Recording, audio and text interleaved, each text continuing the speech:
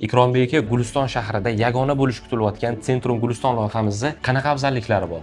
Bekorga bu Centrum Guliston emas. Birinchisi bizning loyihamiz To'piq lokatsiyada turibdi. Sababi eng markazda. eng markaz O'zbekiston ko'chasi, Islom Karimov ko'chasi, Guliston ko'chasi. Bu birinchisi. Ikkinchisi, yashash uchun bu yerda barcha qulayliklar bor.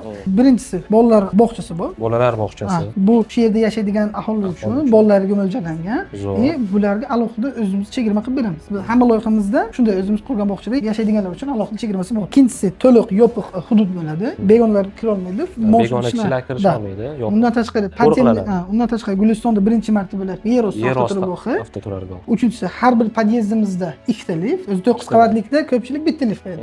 Biz mijozlarimizni o'ylagan holatda ikkita lift bo'ladi. Bu loyihamizda suvdan, lift, xudo xohlasa hech qanday muammo bo'lmaydi. So'nishli batarey, undan tashqari Quyosh panellari bo'ladi. Quyosh panellari bo'ladi. Undan tashqari generator qo'yamiz. Svet o'chib qolganda ham polni shu podyezd, lift, suv nasosi ta'minlanib turiladi uzluksiz. Bolalar o'yingohi bor. Bolalar maydonchasi. Bolalar maydonchasi bor. Eng qulayi bizni birinchi qavatimizda to'liq noturar savdo maishiy xizmat ko'rsatish joylari bo'ladi. Savdo do'konlari. Shunday uydan tushib, xohlagan narsani olish mumkin bo'ladi.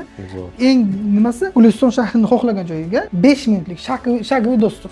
Yana bitta yangi qaror chiqdi. Gulistonliklar Islom Karimov ko'chasini Gagarin ko'cha deb aytashadi. Mana shu Gagarin ko'chamiz 24 ga 7 ko'cha bo'ldi. Endi bu kun o'tib ishlaydi. Samarqandda ham bor, Toshkentda ham bor. Guliston shahrida mana shu ko'cha shunday bo'ldi. Keyin Botir aka, bu loyihamiz Guliston kanali Do'stlik kanalidan 700 metr atrofda joylashgan. Kechqurun bemalol sayr qilishga, piyoda bo'lsalar ham bo'ladi. Ikrombek aka, mana shunaqa yagona bo'lish kutilayotgan loyihada xonadon xarid qilishni niyat qilganlar nima qilishligi kerak? Centrum Guliston loyihamizni 29-may kuni onlayn taqdimotni o'tkazamiz. Onlayn taqdimotda qatnashish uchun profil shapkasidagi link orqali Telegram kanalimizga obuna bo'lishlari kerak. O'sha yerda taqdimot kuni barcha ma'lumotlarni e'lon qilamiz. Demak, taqdimotda qatnashib, ushbu loyihadan xonadon xarid qilish imkoniyatlariga ega bo'lishligi mumkin. Shunday.